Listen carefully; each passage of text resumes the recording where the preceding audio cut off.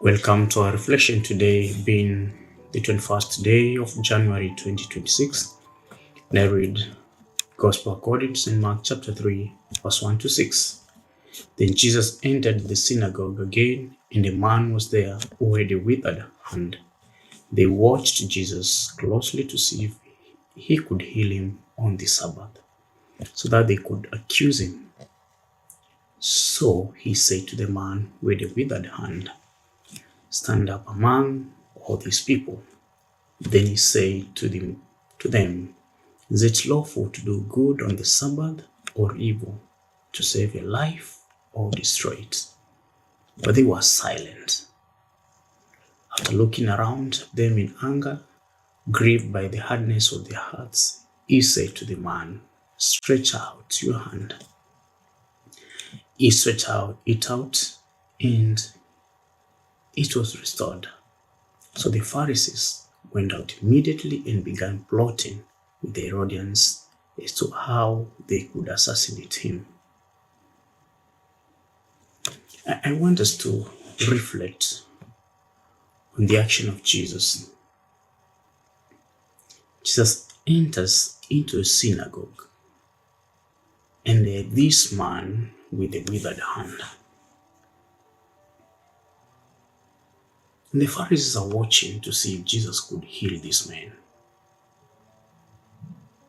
What we see, Jesus provokes them by doing what they expected.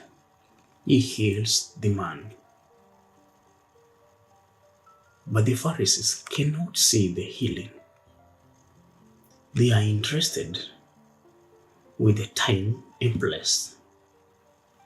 Jesus is healing in the synagogue and on a Sabbath. And this was contrary to their practices.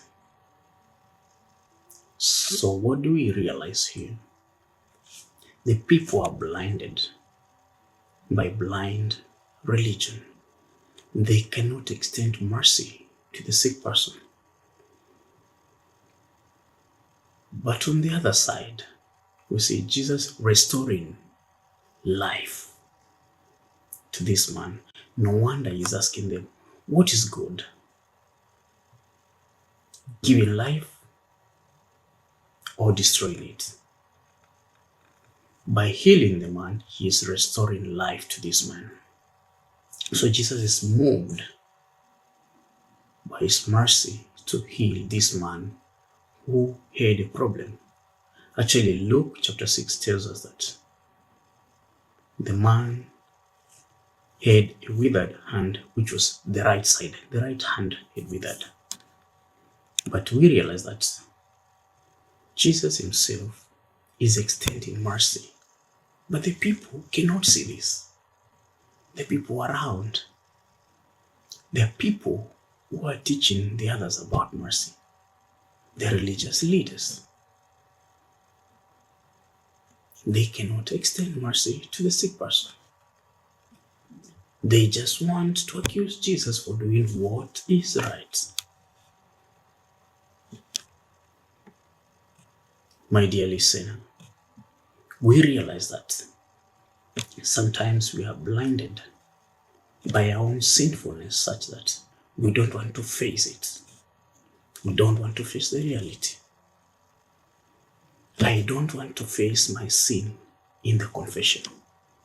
I do not want to admit the truth. You see, the Pharisees asked what is right to do, to give life or to destroy it, but they keep quiet. Such are the moments when I find myself unable to confront the reality before me, to confront my black spots. But Jesus is telling me, come on, take an action, confront that gray area in your life. Confront that gray area which is making you blind. What is it that is blinding me that I cannot see the reality? When I look around the world, people who should be doing justice are the same people meting out injustice? Should I turn a blind eye to them? This is the moment to face the reality. And how do we face the reality? We face the reality in the action taken by the man with the withered hand. Jesus tells him to stand up, and this man stands up. He's ready to confront the reality before him. He stands up. He's told to stretch out your hand. He obeys. Obedience. Do I obey the voice of the conscience in me telling me that what I am doing is wrong? Do I face the reality to say that here I have sinned, this is wrong? Much of the times, as human beings, we tend to forget mercy. We are too much on the laws. We forget to give life to people. It's like we are enjoying when other people are suffering. More or less, our joy is when the other people are in trouble. There's a challenge to me today when Jesus is healing this man with a withered hand. Do I believe that there is power in doing good?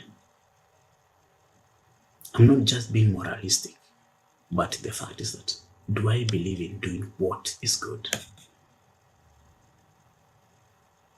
And if I don't do good, then I'm not promoting life. On the contrary, I am destroying life.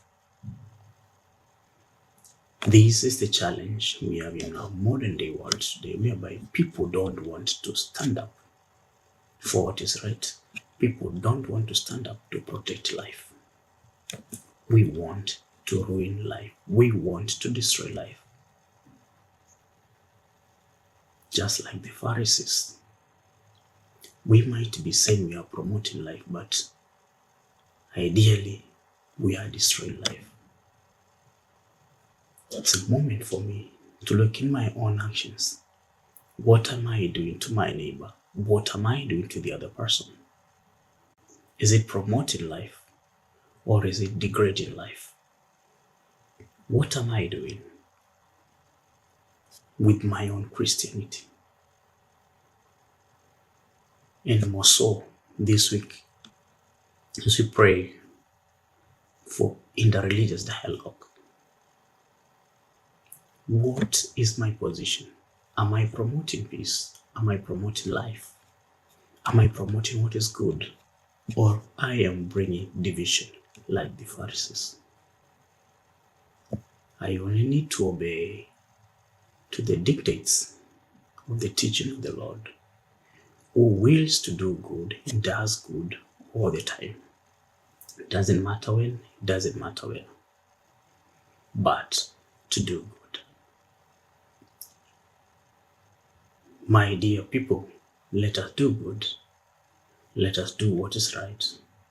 And let us not be led by blind religion. Let us focus on giving life just as Jesus did.